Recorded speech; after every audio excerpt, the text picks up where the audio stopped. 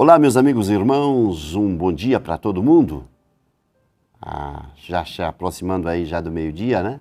Chegando para perto da tarde, mas ainda na parte da manhã desse dia 18 de março de 2023. É com satisfação, é com alegria, é com muito respeito e dedicação que eu quero pedir a Deus, agradecer a Deus pela sua vida. O quanto você tem sido uma pessoa especial, o quanto você tem sido uma pessoa maravilhosa, o quanto você tem sido essa pessoa compreensiva, dedicada ao pastor Osório, o seu carinho, o seu respeito.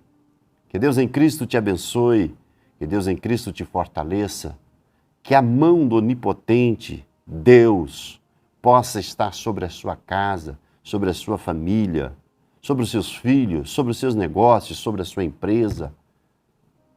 E que a sabedoria divina possa sempre estar abrindo a sua mente para entender o melhor de Deus, o maior de Deus.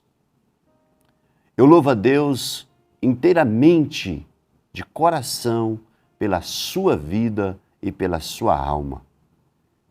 Queremos louvar a Deus por esta oportunidade que o Senhor tem nos dado e pela oportunidade que você também tem nos confiado. Agradeço a Deus e com muito respeito agradeço também a você, que tem abrido a porta da sua casa através de um tablet, através de um celular ou de uma Smart TV, ou do meio de um recurso que você tem de tecnologia para receber-nos e atentamente ouvir, a nossa voz, atentamente ouvir a mensagem da palavra de Deus, deixar o seu likezinho, o seu dedinho aí para cima. Deus em Cristo possa te abençoar.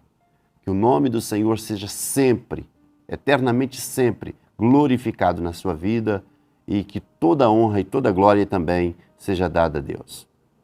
Eu gostaria de meditar com você, já preguei centenas de vezes, eu acredito essa mensagem, mas a palavra de Deus ela é viva e eficaz, mais penetrante do que espada de dois gumes, diz a palavra de Deus. E cada dia que você lê, se você lê de hora em hora, você vai ver uma mensagem diferente. Deus vai te trazer uma revelação diferente. Então eu gostaria de ler com você. Segundo livro de Reis, capítulo 4, versículo 1 a seguir, diz assim a palavra do Senhor. E uma mulher das mulheres dos filhos dos profetas clamou a Eliseu, dizendo: meu marido, teu servo, morreu.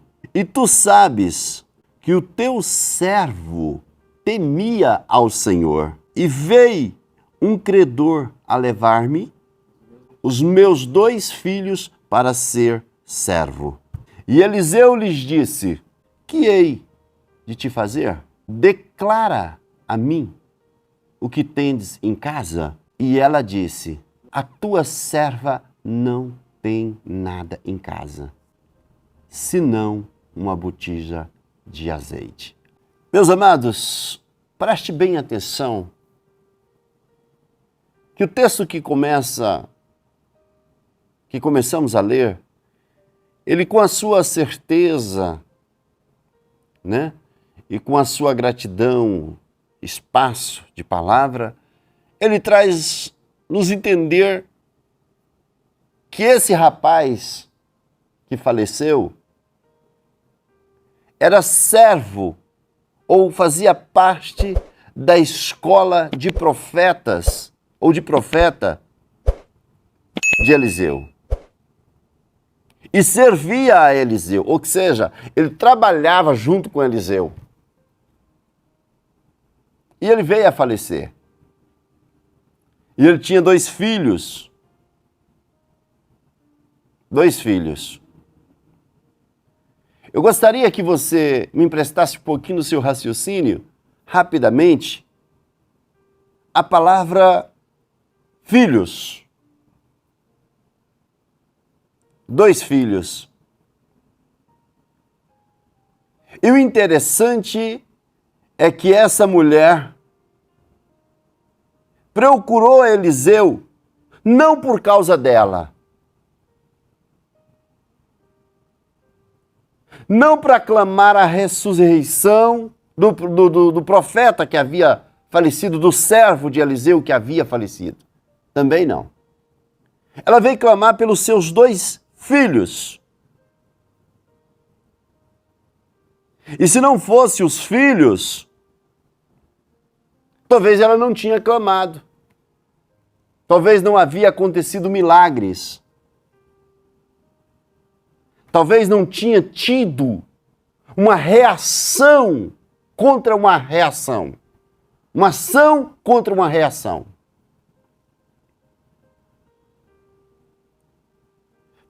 Percebe comigo que o versículo diz assim: e veio a mulher de um dos filhos dos seus profetas, ou dos servos dos seus profetas.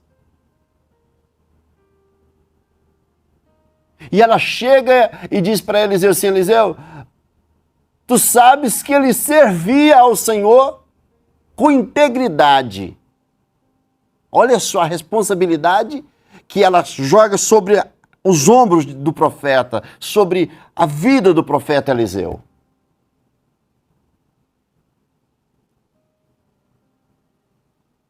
Eu não quero ele de volta porque a minha fé talvez não alcança a ressurreição dele mais. Mas o problema é que ele deixou 2 heranças. 2 heranças, que são meus filhos. Ou as minhas 2 únicas riquezas que eu tenho, os meus 2 filhos. E agora o credor quer levar para ser servo, como cativo, como prisioneiros, como escravos. Eu imagino Eliseu ali de cabeça baixa, ouvindo aquela situação e pensando humanamente o que ele poderia fazer, qual a situação que ele teria para resolver a situação daquela mulher.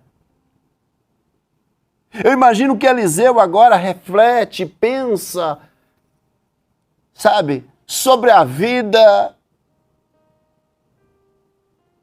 que aquele homem serviu ao Senhor. E ele começa pensando: foi uma pessoa espetacular para mim. Foi uma pessoa que me serviu, foi uma pessoa que esteve agora, seus filhos estão sendo levados, vão ser levados a ser escravos, a apanhar, a passar fome, sede, necessidades. E o pior, vai deixar o coração de uma mulher arrebentado. O que eu posso fazer, Senhor? Perceba que o versículo diz assim, e ele perguntou para a mulher: e o que eu posso fazer?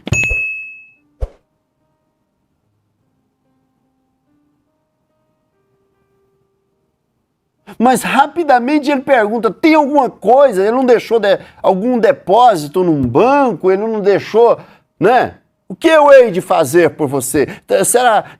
Declara-me o que você tem em casa. A pergunta de Eliseu foi tentar achar uma saída, uma resposta de Deus para a vida daquela mulher.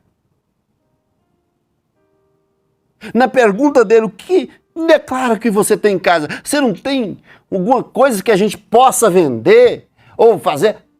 Eu acho interessante que do nada se torna tudo. Do pequeno se torna adulto. Do pequeno se torna grande. E o melhor de Deus é que na situação de grandes catástrofes, coisas insignificantes se torna uma partida de um grande milagre na sua vida. Coisas que aparentemente nós estamos com ela na mão todos os dias e parece que não é nada. É como você pegar essa Bíblia que eu estou em mãos. E você olha para ela e fala: eu não tenho nem ânimo para ler a Bíblia. Eu não tenho palavras para ler a Bíblia. Por que eu tenho que ler a Bíblia? Para quê? O que vai me ajudar? O que essa Bíblia tem para me ajudar? E é daqui que rapidamente sai uma palavra que muda a sua história.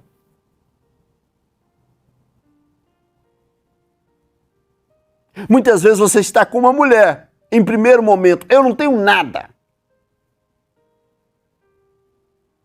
Eu não tenho absolutamente nada.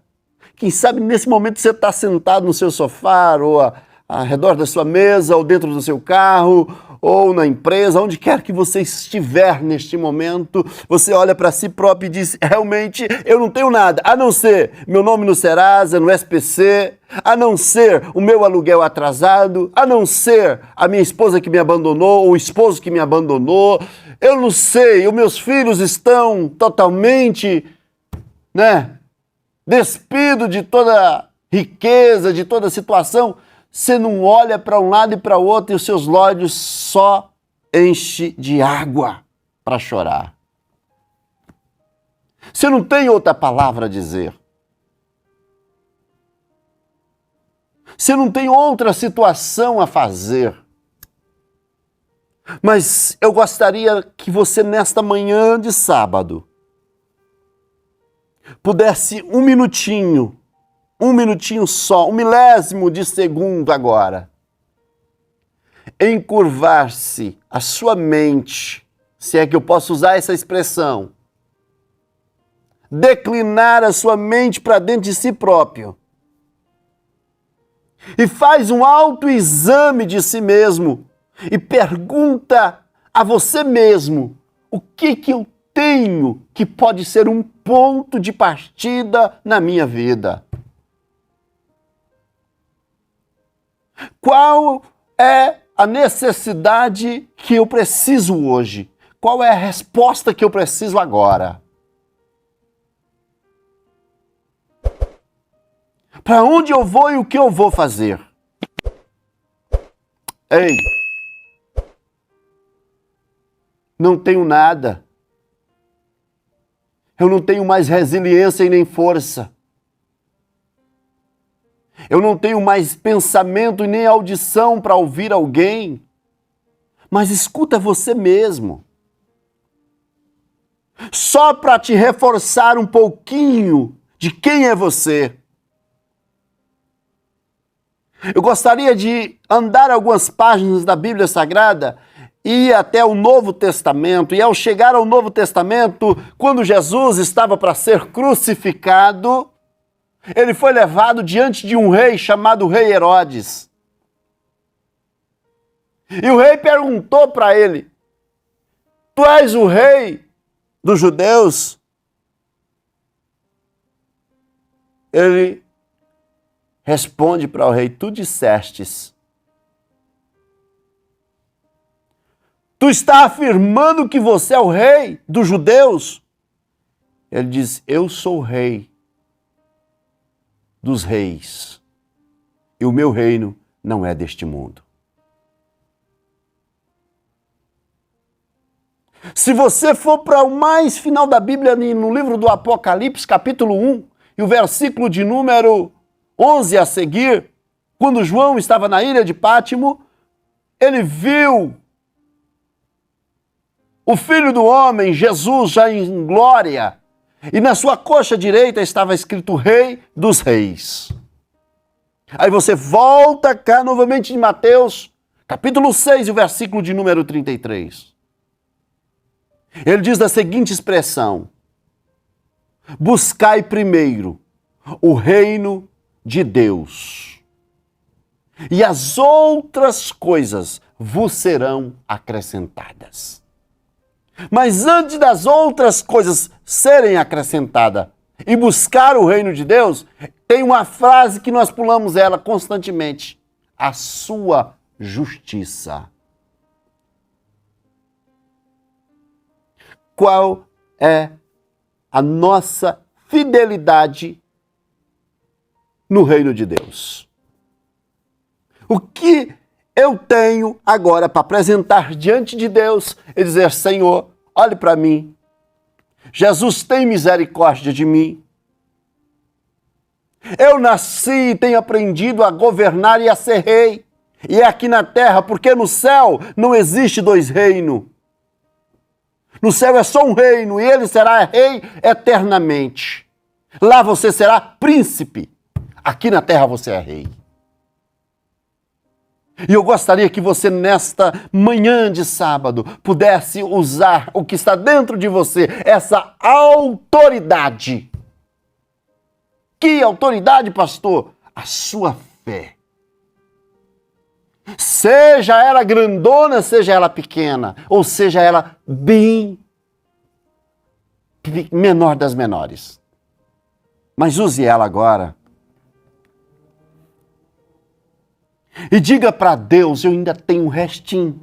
A não ser um restinho, sabe? Lá, aquele fundo, sabe, de desilusão. No fundo do deboche da desilusão, lá embaixo, bem embaixo. A fé, um pouquinho de fé. Use ele agora. E como profeta de Deus, eu quero ministrar sobre a sua casa, sobre a sua família. Use ele agora. Porque dele vai multiplicar coisas grandes na sua vida. Fecha a porta da tua casa como aquela mulher fechou. Pega teus filhos, pega teu marido, pega quem que seja. Seja só você unicamente sozinho, mas feche agora a sua mente e começa a voltar se examinar a si próprio e dizer, eu preciso me reerguer da cinza, eu preciso me reerguer do pó, eu preciso me levantar da situação que eu estou vivendo, eu preciso de viver um novo tempo, uma nova vida, uma nova geração. Você nasceu para mudar a história do Brasil, você nasceu para mudar a história do mundo e você ainda não descobriu isso. Ei, querido, nós não damos conta de viver tantas e outras situações que temos vivido se não for a mão de Deus nos ajudando. O quanto eu preciso da misericórdia de Deus e da graça. Talvez hoje você não está vendo a oportunidade de uma mudança geral na sua vida, de uma mudança determinada na sua vida. Mas algo está ali promovendo por causa da herança que Deus lhe deu. Imagine o Senhor se você teria coragem de sacrificar o teu filho. Tem muita gente que é bilionário, trilionário, quintilionário, o que seja, e não sabe.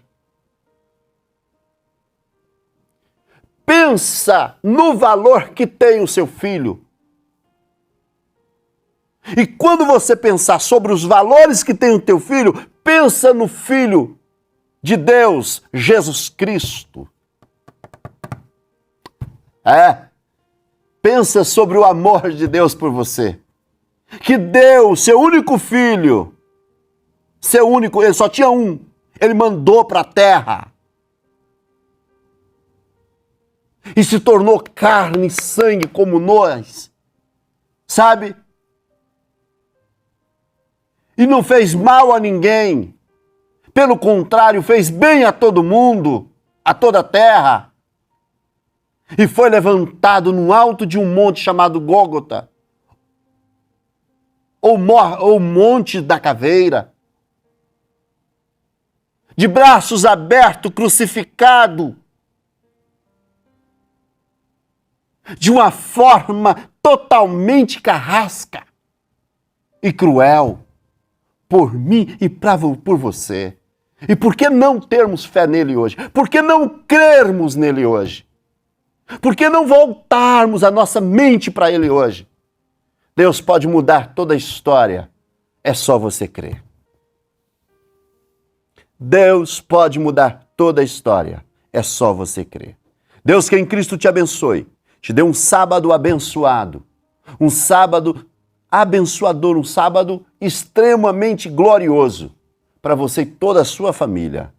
Que a mão forte do Senhor e o braço direito do Senhor neste momento possa ter espaço na sua mente, no seu coração e na sua casa e na sua família. Eu quero agradecer a Deus pela vida de cada um que tem nos dedicado, sabe, às suas orações, que tem buscado a Deus, intercedido a Deus para uma mudança radical na nossa história. Louvo a Deus pela sua vida e quero dizer para você que o Senhor Deus é maior na sua casa, na sua família e na sua vida. Fique na paz de nosso Senhor e Salvador Jesus Cristo. Se você gostou da mensagem, deixa o seu like, né? E vamos continuar atentos para esse dia de hoje, para o dia da manhã. Nós vamos continuar de olhos abertos para entendermos o que Deus está fazendo. Fique na paz, fica com Deus. Um beijo no seu coração, um beijo na sua alma. Que Deus em Cristo te abençoe. Que Deus em Cristo te fortaleça e te enriqueça de toda sorte de bênção. Fica na paz, fica com Deus.